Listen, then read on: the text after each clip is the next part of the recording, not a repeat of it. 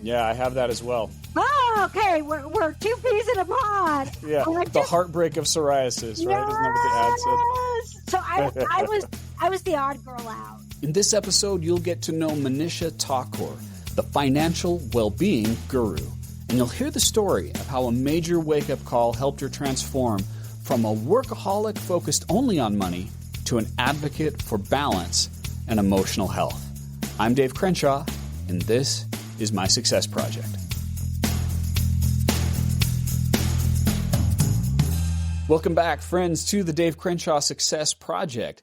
This is the show where I am seeking out universal principles of success through the life stories of others. And my goal for this is to teach my children things that they'll need in their life to be successful. But don't be fooled, this show isn't for kids. This show is for everyone who's seeking to find balanced success in their life. In case it's your first time here, a little bit about me. I'm a best-selling author. I speak around the world to Fortune 500 companies, and I've taught millions of people how to be successful through my online courses. Being a husband and father is a top priority to me, so when I thought about the idea of creating this show, the thing that motivated me was, let me help my family be successful. I interview people from a variety of backgrounds and with a variety of stories because I believe that there are infinite pathways to success. There's not just one way, there are many ways, and in the stories of others, we can see threads, common patterns of things that people do that help them find success no matter what their career is, no matter where they're from. And my guest today is a lot of fun. You're going to hear some amazing insights, and you're going to see someone really bare their soul and talk about the mistakes that she's made and how she's changed her life and the life of others through overcoming those. Manisha Thakor is the founder of the financial well-being consultancy, Money Zen. Her financial advice has been featured in a wide range of national media outlets, including CNN, NPR, The Today Show, The New York Times, and many more outlets. She received an MBA at Harvard Business School, and as an author, educator, and keynote speaker, Manisha uses her 25-plus years of experience in finance to help others find confidence and clarity about the role that money plays in their lives. She also has a new book coming out soon, Money Zen, Escape the Cult of Never Enough. Manisha, thank you so much for coming here and agreeing to do this interview with me. Oh, Dave, I love your work, and it's wonderful to be here with you. Great. And where are we reaching you today? Where are you located at the moment? Well, I split my time between Portland, Oregon, and rural Maine, and today I'm in Portland, Oregon. So you chose the two places that are furthest away from each other on the U.S. Map. That's right. I want to feel the whole country. Well, that's great. Well, when I heard about your story and the things that you do, I thought you're going to get some great insight from this. I think everyone will benefit from it. So I'm going to ask you the question I like to ask every guest is the first question, which is, what did you think you were going to be when you were forming ideas about your career? And I'm not talking about when you were the youngest, unless that's the same as when you were in your teens, but more as you were going through grade school and you started to form ideas about what you wanted to be. Where did you see yourself? So, Dave, I'm of Indian heritage, and Indian parents always want their kids to grow up and be doctors. So that's what I thought I was going to be. Okay. So how did that manifest itself in terms of day-to-day interactions with them? Well, it worked great until I got to college, and I actually had to take organic chemistry and realized that was not going to happen. No doctoring for me. Okay. And not being too familiar with Indian culture, is that a difficult conversation? Obviously, not everyone becomes a doctor, so they have to have that conversation with their parents. What was that conversation like for you at the time? I, in all seriousness, was very, very lucky. My parents always encouraged me to be whatever I wanted to be. And my mom was an academic. My dad has had a career in finance, but there is something in the Indian culture where there's great pride in being a doctor or in technology, but also in business. So I'm saying that somewhat in jest. Okay. Where did you first get the idea that financial well-being was something that you wanted to focus on? Did that happen in college or did that come later? It came very early as a combination of my mom at a young age literally teaching me that money gives women voices and choices. And my dad, powerful statement, right? Yeah, I love it. So can you expand on that idea that money gives women voices and choices?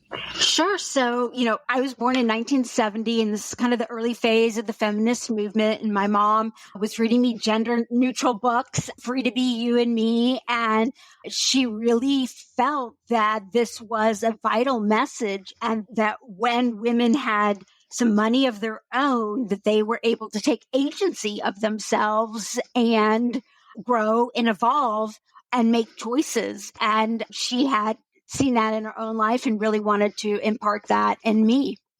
And how did she obtain that in her life? Well, in a very non-traditional way. Back in the day when my mom was growing up, you had two choices. You would be a nurse or a primary school teacher, and then you'd get married and you have kids and stop working. And my mom continued on to get a PhD and become a professor, and that was rare at that time. And I can see how that would be inspiring to you to see that. Very much so. So you're getting these lessons from your mom. Did your father contribute to this mindset as well? Absolutely. On the flip side, my dad had MBA, he was a CPA, and about the time that I was 11 years old, he sat me down and showed me his HP 12C, which is a standard financial calculator, and he showed me how to use it to compound out if I saved my babysitting and lawn mowing money, and if I invested it, how much money I would have if it compounded and grew at various interest rates by the time I was 65. When I saw those numbers, I was all in. And so I really developed an early interest in, at least for myself personally, in personal finance and understanding how money worked. That's fascinating. It's fascinating, first of all, that your father and that he had that level of confidence in you at the age of 11 to recognize the power of compound interest. I haven't yet had a conversation like that with my 10-year-old about that. So that's fascinating to me. Well, and Davis, I can recommend a book written by a woman named Beth Kobliner. It's fantastic. It's called How to Make Your Kid a Money Genius, Even If You're Not. And it runs from age 3 to 23, and it tells you different age groups, what lessons parents can teach their kids. Because the one thing about financial literacy is that it's not taught anywhere. And so it's kind of like floating around out there. And, they don't even teach it at Harvard Business School. They teach corporate finance. They don't teach personal finance. Right. Which your personal life and your career life are inseparable. If one is out of alignment, the other one's going to suffer. Oh, absolutely. And you see that all the time. Incredibly successful people in their professional lives, but living beyond their means because, again, their personal finance education didn't come anywhere close to their professional technical education. Yeah. Well, it's interesting that we're having this conversation because one of my goals is to teach people about balanced success. Sometimes people think it's only professional, but I broke it into 6 categories: relationships, health, your profession, money, which is separate from your profession, right? Your cause, meaning your beliefs or a charity that you support, and then fun. And I'm so glad that you're making that distinction between career success and financial success because they are two different things.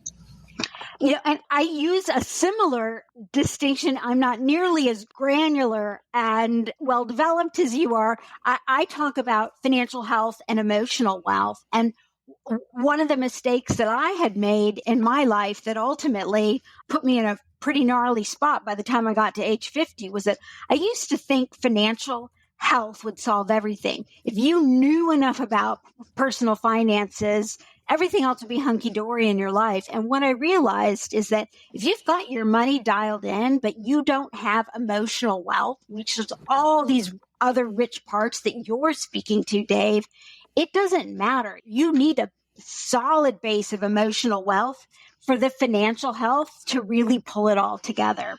You can't have one without the other and have a truly joy-filled life. Yeah, both financial health and emotional health. I love it. And let's come back and touch on that as we go through the story. So you were in college and you were studying where?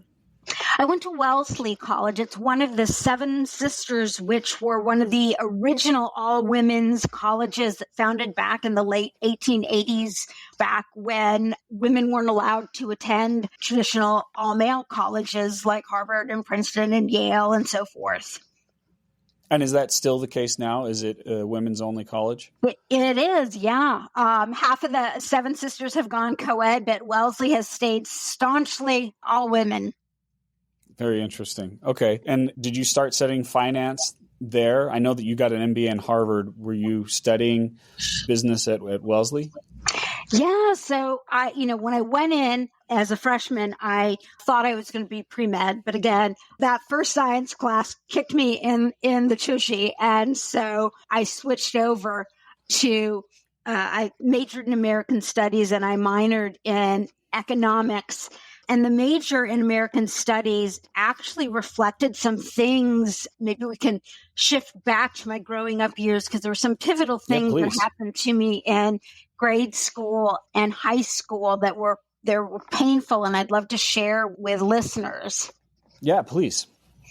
Growing up, I lived in a small town in Indiana, and there weren't a whole lot of minority families. And so I was kind of I was different from everyone else. And I was smart and chubby, and I had Coke bottle glasses and braces, and I had a skin condition called psoriasis, which leaves you with kind of scaly, flaky skin patches. And yeah, I have that as well. Oh, okay. We're two peas in a pod. Yeah, the heartbreak of psoriasis, right? Isn't that what the ad said? So I was the odd girl out, and I was bullied. Back then, they didn't call it bullying, but I was bullied. And it got to the point that when I was in sixth grade, I'd go into the cafeteria and the kids would spread out their trays. So there was like nowhere for me to sit. And I actually literally would go home, and my parents were both working, and I didn't want to tell them what was happening. And I would literally sit under the picnic table in our backyard and hide out because I couldn't take it. And I'm amazed. That memory stuck with me and pained me until I was in, and drove me also to show them, and not in a healthy way, up until my 40s, and really showed me how these kind of small T traumas can get into our heads and cause us pain well into our adult years. And in many ways that made me successful, that drive. But it also makes me realize how careful we need to be and how sensitive we need to be with young people, because, again, these small things can seem kind of irrelevant, but those hurts can really stick with us. Yeah. And I can identify with that in a lot of different ways, different story, different reasons, but that pressure, that feeling that I need to prove something to people also drove me for a while. So my question to you is, I think sometimes people will say that was necessary or that was valuable and important that those things happened to you. Would you agree with that? Would you disagree, or something in between? I would say something in between. I think it definitely makes you stronger. I think it forces you to forge your own identity. And so I think there can be benefits from that. But I also think if you're not careful, it can cause you to be so driven that it literally can also break you in terms of pushing you so hard that you don't develop those other elements, Dave, that you talked about in terms of building a robust life.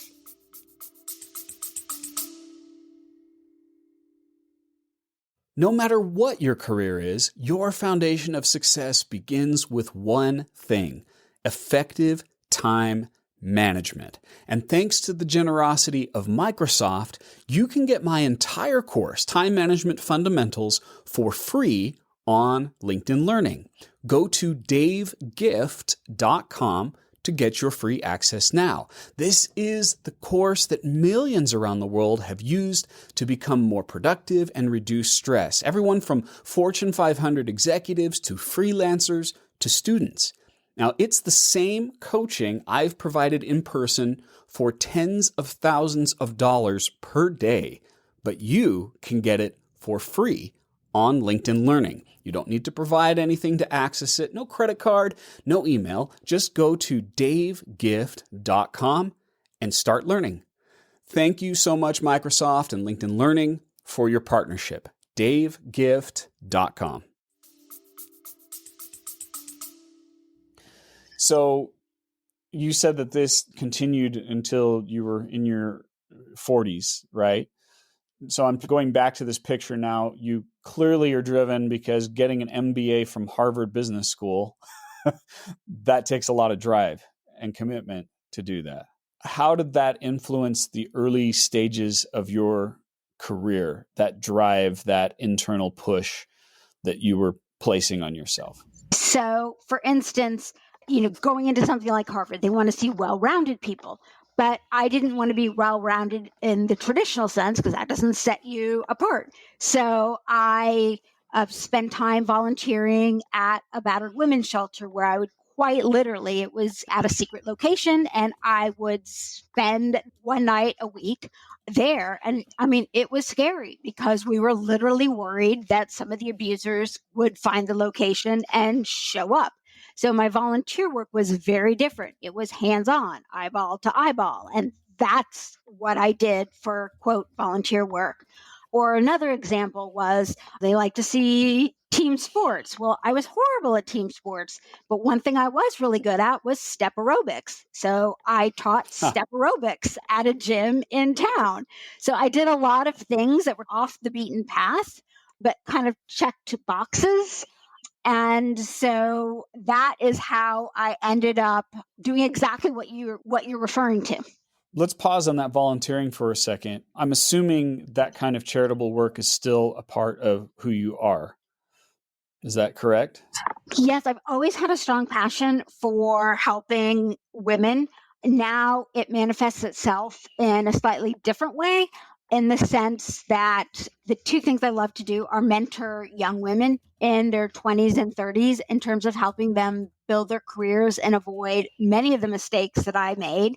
And then secondly, helping women of any age with their personal finances. And there's a wonderful organization called Savvy Ladies, and you can find it at savvyladies.org. There's a whole group of us certified financial planners. It's a free financial helpline, so anybody can call in. And if you are a woman in need and you need advice about anything, call us and you will get a group of wonderful volunteers that will help you solve your financial dilemma.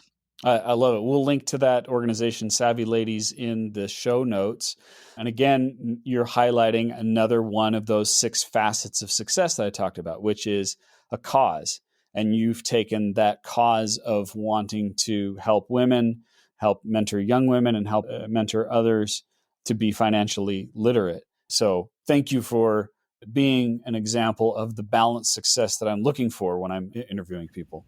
And, one other thing that I've done, Dave, that I'll mention is I've noticed that there are a lot of people out in sort of the internet sphere, influencers and so forth, that teach all different types of courses. And I will say, I too have tried that. But one of the things that I have found is that unlike courses in terms of how to build your personal brand online or other things like that, people generally do not want to pay money to learn about personal finance. People tend not to want to reach out until they're in a crisis.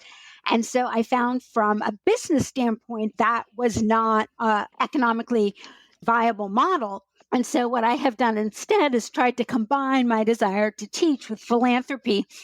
The other thing that I've done is I've teamed up with the Omega Institute out of Rhinebeck, New York, to do 2 different things. on a pro bono basis. One is I teach an in-person workshop, and it's the only in-person teaching that I do. And all the revenues go to Omega to then help women in need who would like to take advantage of their well-being programming across a wide range of things, get scholarships. And then I also have created an online course for them, which is basically like a semester-long college course for less than $200, and on all aspects of personal finance. And again, all revenues go back to Omega. I earn nothing from it on a pro bono basis. So that's, I think, the other way in which I have been able to try and reach as many people as I can with this information, women as I can. The courses are both for women with in the spirit of giving back. Yeah. Well, those are all wonderful things that you're doing. Thank you so much for sharing your wisdom generously with people. There was something you said in there that I do want to highlight for people who are listening to it and maybe suggest a different path, because I agree with you. Most people have a hard time investing money in learning vital skills, right? You said people don't want to spend money to improve their financial literacy. And I would encourage someone listening to it to adopt a different perspective, which is that is the thing you should be investing in. And that is the thing you want to spend money in, because when you make an investment in that kind of knowledge, you take it more seriously and you take it to heart. And I know that I'm saying something that you completely agree with. I want to offer listeners a different perspective because that will help them be more successful. I cannot emphasize that strongly enough. I see two big areas of opportunity. I see so many, and my focus is really very much on helping women. I see so many women starting small businesses, and I love that, but they're not profitable. And there's a wonderful book by Michael Owitz, and that's, Oh, yeah. Yeah, and it's called Profit First. Transform your business from a cash-eating monster to a money-making machine. I can recommend some to put in the show notes. Michael's book is the best I have seen on learning how to do the same thing for your business. Yeah, we'll definitely link to that one. So let's return back to your career story and talk to me about the years where you're transitioning to the workforce and what that was like, because I read in your bio and conversation we had before we started that you were being successful career-wise, but maybe it was costing you with some emotional health with that. Yeah, so I started out of the gate in my 20s and 30s and was phenomenally successful in the financial services world. By the time I was 38, I was running a division of an asset management firm that had $6 billion in assets under management. And I had essentially built it from scratch for the firm that I worked for. And I was making more money than I ever thought I would make. And following the advice that my parents had given me, I was saving probably 80% of what I was earning, because it was such a large number that I was able, and I lived for a goal that I was able to live on the other 20%. And also I was working around the clock, so I had nothing to spend it on because I was always at work. Okay. But I basically ruined all my friendships because I never had time for anyone. Just to give you a sense of how horrible I was around family, when my grandmother passed, this was my attitude. I did not go to her funeral because my mentality was, she's dead. She knew I loved her. What difference does it make if I go to the funeral? It literally never occurred to me that funerals are for the survivors. It's to be there for my mom, for my aunt. I had gotten married, which is shocking given how little time I spent being around humans, to somebody who lived 2 doors down from me in my loft building. And when my then husband had a very bad accident and almost lost his leg, I was at a business meeting. We were living in Houston then. I was at a business meeting in San Francisco and got the call from the hospital that he had to go into emergency surgery to save his leg. And my attitude was, I might as well just go finish my business meetings for the next 3 days in San Francisco because there's nothing I can do about it. Like, that's Wow. how sick my mind was. Needless to say, we ended up getting divorced. I was a horrible wife. Was there any awareness on your part? I mean, I know that that was the way that you were operating, but was there anything in the back of your mind or in your gut that was saying, maybe this isn't the way to operate? Maybe I shouldn't be doing this? Or were you so laser focused on it that even those kind of intuitive messages weren't getting through? Dave, I am horrified to tell you that I did not see anything wrong in my behavior. And the Mm, reason is I was living my life to optimize the equation mm, self-worth equals net worth. And that stemmed, as I look back, honestly, from that small t trauma that went on through grade school into high school of just feeling unwanted. And so I developed this sick mental model of what it meant to have, like, my self-worth had become defined by a number. Okay, so I like to ask this question as a coach because I've had this conversation with entrepreneurs, with people who are trying to focus on retirement. What is the number? That's what I asked them. What is the number at which you're happy? So in your case, what was that number? Did you have a number in your head that was saying, when I get this, then I've got it under control? Yeah, what I'd say the number is just a little bit more. Mm, mm, yeah. You know, that's the scary thing about Mm-hmm. the number, right? Like, you have one in your head, and as you get close to it, like, well, that's not the number. I need just a little bit more, because the number that you had, if you're a financial person, by the time you get there, you're like, oh my gosh, inflation. So that's not the number anymore. Mathematically, literally, it's not, because by the time you got there, time value of money, it can't be the number. So, if you'll indulge me for just a second, this brings up something that I talk about in one of my books, The Focused Business. And in particular, I'm talking to entrepreneurs, but I think it applies to a lot of people. And in the book, I create these supervillains that represent real things that happen in people's lives, but I do it in a memorable way. And one of them is the con. And the con is the villain that tells you it will be worth it in the end, Yeah. which sounds great. But the idea is that only at the end is everything worth it. And people get caught in what I call the culture of wish. And I'm not a huge acronym guy, but this is a place where it works. The culture of wish is it will be worth it someday, hopefully. At Yeah. some point, all this work will pay off. At some point, it'll be good. But what we need to transition to is the culture of win, which is it's worth it now. Right now, the effort that we're putting in, there are wonderful things that we can experience. Right now, we can have great relationships. Right now, not when we retire, not when we cash out our business. Right now, we can do some things to have fun and enjoy life.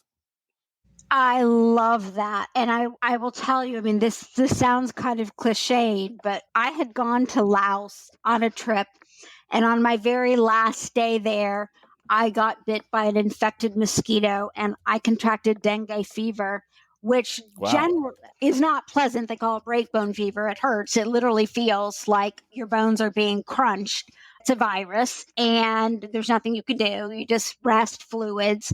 But I happened to have a particularly bad case, and there was a series of complications that ultimately put me in the hospital. And the short end of it is it can result in a very small percentage of cases in organ failure. So Mm. I was a small percentage of those cases, and my family got called in, and I literally thought it was the end. And I'm chattering like literally one of those cartoon characters where my teeth are chattering. I'm just shaking, shaking, shaking, shivering. And it is true. When you are on your deathbed, you literally do not think, I wish I had worked more. And Mm. so, that was one of two pivotal experiences that helped turn me around and realize that win, I love that, is the way to live. It took me a long 7 years to finally figure out how to win in my life. But I see the wisdom in what you're doing, Dave. It's so true. So I'm thinking about that story, and that truly must have been terrible for you and profound. And yet, you said it was one of two pivotal moments. So as I hear that, I think that wasn't enough. There No. needed to be a second moment to have Yeah. enough of an impact for you to change. So after that, as I was healing in the hospital, then as soon as I felt good enough, I immediately called my assistant so that we could plan how I was going to continue to run while I was on the required 4 months of bed rest. So I dived back into work. Fast forward another 3 years, and I come down with acute Epstein-Barr and inflammation of unknown origin. And in short, what happened was I basically couldn't stay awake for longer than about 5 hours. I would go into the office and I would be able to work for an hour or two, and then I would end up falling asleep. I'd have to go and I'd fall asleep for a couple hours, and then I'd get up for another hour or two, and then I'd have to sleep and go back. And finally, I had to take a medical leave of absence that ultimately ended up in a 9-month medical leave of absence. It ended up being autoimmune. My body was finally just attacking itself after 49 years of abuse. And that's when I woke up and realized that if I kept going, my doctors basically said, like, you're literally going to kill yourself. Your immune system is attacking you. So that's when I was forced to change, right before my 50th birthday. First of all, I'm sorry that you had to go through that, both of those experiences. And yet I think you would agree that turned out to be a blessing that you had those wake-up calls. I'm so profoundly grateful. And, Oprah has like some kind of saying where she's like, sometimes, life whispers in your ear or tickles you, and then it whispers in your ear. And if you still don't listen, it like smacks you on the head. And that's what happened to me. And now I feel like my purpose in the second half of my life is to help other people avoid the mistakes that I made by understanding why they may end up engaging in toxic behaviors around money, work, success, seeking prestige at the expense of enjoying a fuller life as they go along, and teaching them how to balance seeking financial health, which you need to live, with building a life rich in emotional wealth and experiencing that as they go along. And I would never have been able to teach that, which falls under this wrapper of financial well-being, had I not had it for the entirety of my adult life up until my 50s. I'm grateful for it. You said something interesting there. You said understanding why you do those things, that you're driven, which, let's be honest, is not always a bad thing, right? To have some sort of incorrect motive to do the correct thing. But then you said at the expense of enjoying a fuller life. And that's the problem.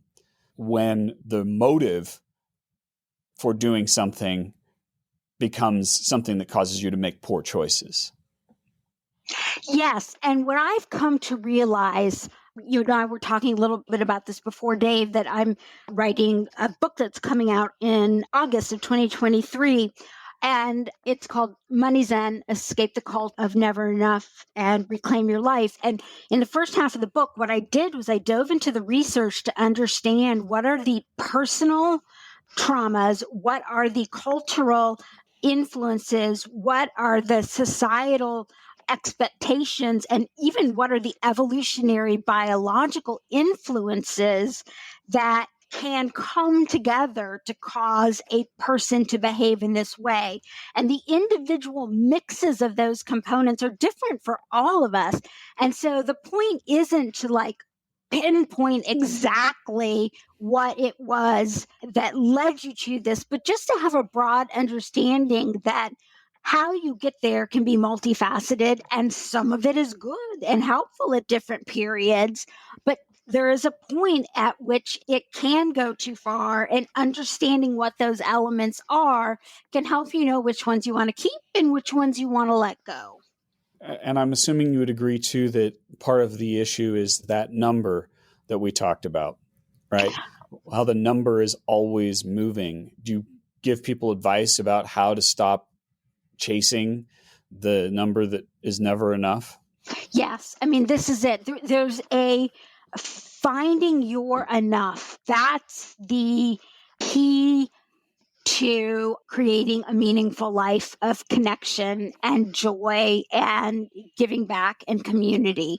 And the definition of enough and the blueprint for getting there is a framework in which you ultimately identify what are the core values and what are the that you want to live your life by, and what are the core areas that bring you the most joy. And when you find the intersection of those circles, that's your enough. And when you start chasing things that are outside of that, that's when you fall into danger of sliding into never enough territory. It sounds like it's really insightful stuff that people are going to be able to get from this book. I'm excited that you're sharing it with us. Let's just talk about you for a moment on a personal, granular level. What are you doing now? You mentioned in the past that relationships were things that you neglected or thought were a distraction from the goal. What changes have you made to give more priority to those relationships? Well, the number one thing that I'm doing is putting family first. I am single and childless at age 52. And my parents are in their 80s. I try and see them as much as humanly possible. I FaceTime them every single day. I have a niece and two nephews, and they live on the East Coast. And when I travel, every single time I'm on the East Coast, I make a point to go spend the weekend and stop by and see them. And I FaceTime with them as much as I possibly can, given their screen time limitations. I have been seeing a wonderful man for the past 4 years, and I think we probably talk more than most married people. We have coffee time ritual every morning. We have an evening time ritual, each of which lasts about an hour and a half. I'm trying to put my core loved ones in the center of my life, first and foremost. Secondly, I am trying to make reparations and repair the relationships that I broke with friends. Some people have been open to it, some people haven't, and I understand and honor that. And then the third thing is I'm trying to repair my relationship with myself, which is why I have this place, this little cabin in Maine. It's 10 minutes away from a little summer cabin my brother has in Maine. So I get a double whammy, time in nature. I'm 5 feet from the lake and I spend time out on the water in the summers. But I also get to babysit the kiddos and play in the water with them. And so those are the things that, and, partake of hobbies that I, haven't done since I was a kiddo, practice piano, learn Spanish, read books, those types of things. So family, friends, and myself. That's wonderful. So I'm going to put you on the spot here and ask you to complete an equation. There was an equation, you didn't put it this way, but there was an equation that was going on in your head prior to having these wake-up calls, which was these things are a distraction. Spending time with your family, being there when your husband at the time had that surgery, going to a funeral, these things were a distraction. They were getting in the way. They were preventing you from being successful. So my question is, what do they give you now that they're a part of your life? And I'm speaking in terms of a professional context. How do these things help you be more successful professionally? Oh my gosh.